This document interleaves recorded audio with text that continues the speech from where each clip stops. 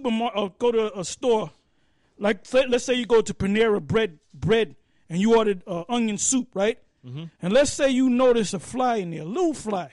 Yeah, you're not gonna eat it. Basically, if you call the guy and say, "Look, there's a fly in my soup," and the guy takes a spoon and spoons it out and say, "Okay, yeah, I took the fly out. Keep eating this."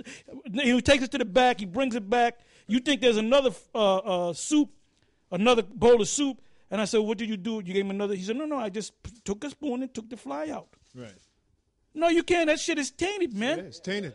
That's right. Once that fly hits it, you don't want to eat that shit no more. That's it. It can be a baby fly, man. That's it. It can be one goddamn maggot, man. That's right.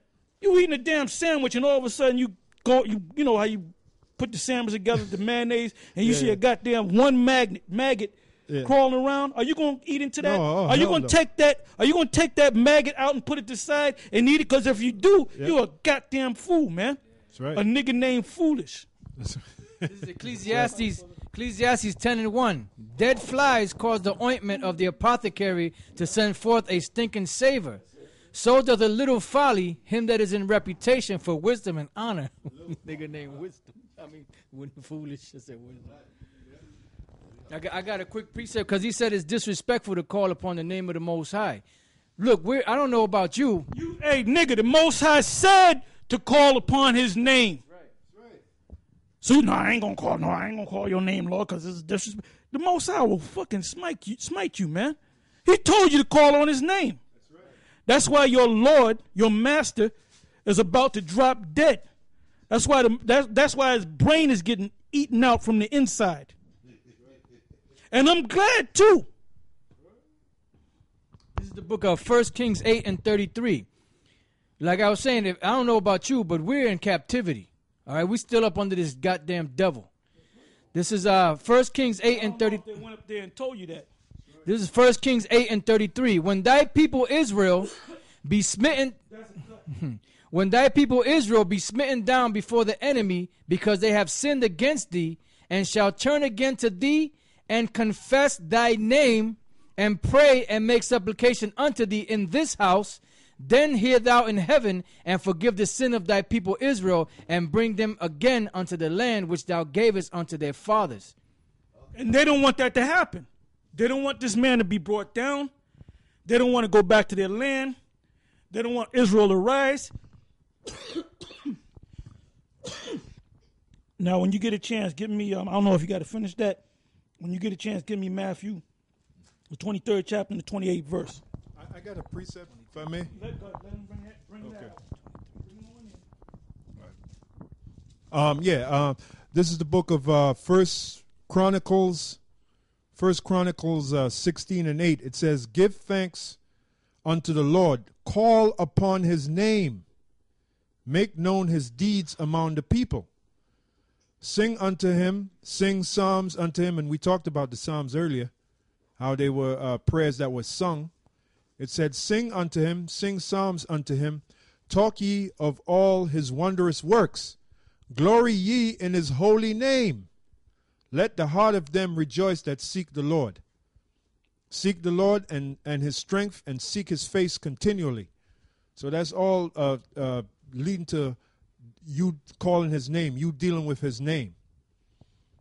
I got a precept too for you. It goes in with everything that's being said. Talking about Nate and these guys, Nate, Shakya, and all these other wicked niggas that are perverting the gospel of Yahweh B'Shem Yahweh Shai. This is Romans 1:21. "Because that when they knew the Most High, they glorified him not as the Most High, neither were thankful," right? But because vain in their imaginations and their foolish heart was darkened. Because all this was talking about years ago, brothers used to bring this out in One West and say, this is talking about the white man. Now this is talking about niggas, man, wicked ass niggas, Israelites that knew the truth. These were guys that knew. These guys, that might have been the Church of Rome. Nathaniel and his crew might have been in that Church of Rome, man. Because it said, I'll go to 21 again, because that when they knew the Most High, meaning Yahweh and Yahweh Shai, they knew the name of the Most High and they knew Yahweh Shai's name. These guys in Rome, right? They glorified him not as the Most High.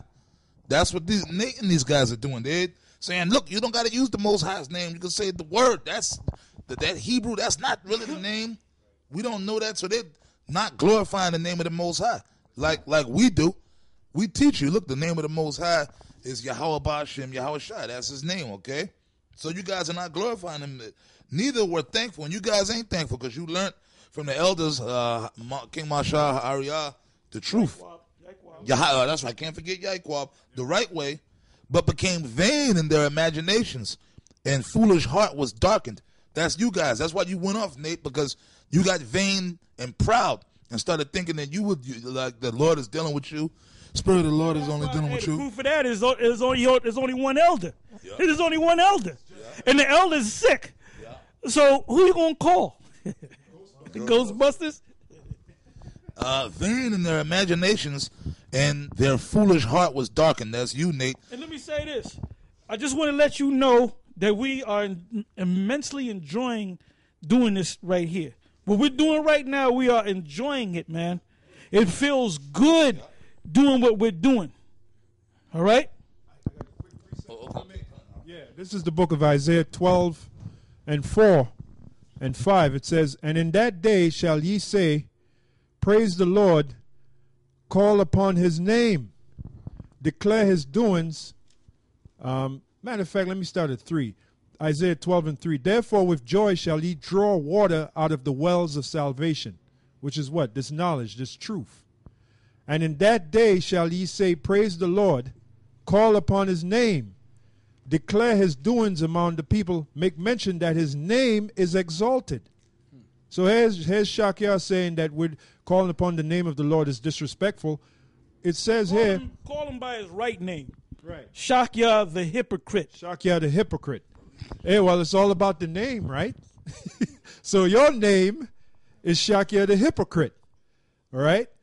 And here it is, you said that calling upon the name of the Lord, Yahweh Ba'Shem Yahushai, is disrespectful. Here the Lord, Yahweh Ba'Shem Yahushai, said, make mention that his name is exalted. So that cuts you, man. Then the 5th verse, it says, "Sing unto the Lord, for he hath done excellent things. This is known in all the earth." And you know what's going to be known in all the earth too? His name. Yahweh Ba'Shem Yahushai. That's going to be propagated all over the earth. Okay, this is Psalms chapter 79, verse 6. It says, "Pour out thy wrath upon the heathen that have not known thee, and upon the kingdoms that have not called upon thy name." Now, there is a such thing as the Israel of the Most High and the Israel that's not of the Most High.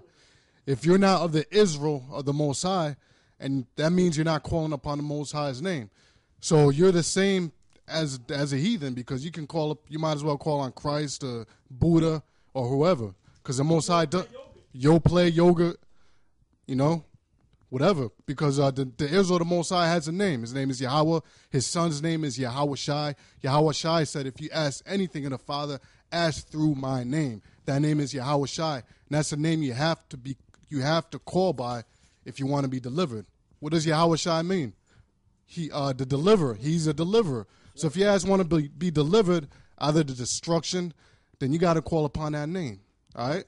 That's right. Well, let me say this.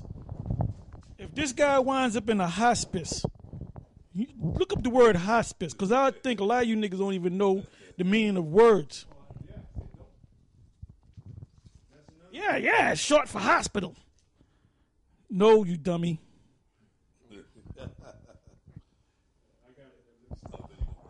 The definition of hospice is a house of shelter or rest for pilgrims, strangers, etc. That's what I said. Go ahead, read that again. I'm sorry. No, sorry. The book, the definition for hospice is a house of shelter or rest for pilgrims, strangers, etc., especially one kept by a religious order. That's what they have there. The healthcare facility. No, keep reading. Keep reading. For the terminally ill. That's what I wanted. Oh, okay. Now the word actually goes back to the pilgrims, and I believe the word hospice and hospital come from the. Correct me if I'm wrong. Come from the word to be hospitable. In other words, if somebody's sick, you take them in. Remember the Samaritan he was hospitable to that Israelite that was beat up and robbed. So what the Samaritan did, he took him in his house, he fed him, he healed him, then he gave him some money. So that's where you get the word hospital. In other words, if you don't got money, they're supposed to take you in. That's why they say that. If you go to an emergency room, they got to take you in anyway, because it goes back to the word hospitable, which that's where you get the word